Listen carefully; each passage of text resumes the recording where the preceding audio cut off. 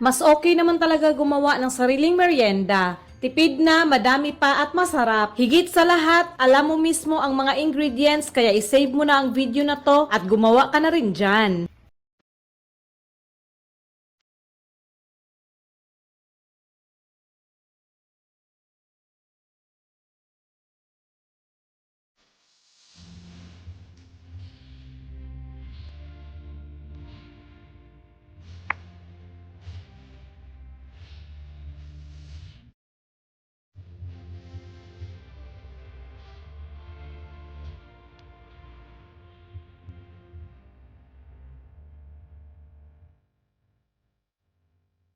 So, ito na ang ating inspired na merienda galing kay Chef Obang.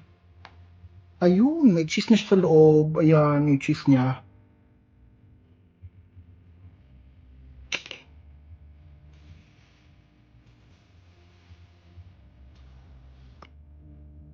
So, kung gusto ng unique, kakaibang merienda, ito na yun, oh. Ito na yun. Mm. Hindi siya sobrang tamis. Pampagana, para siyang botchi. Cheese. Cheese, botchi. Anything na gusto mo tawag dito.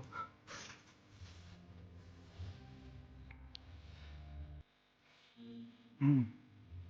Eto, susubukan naman natin yung chocolate. It's giving. The chocolate is giving. Ayun siya, ano. Mm. Mm.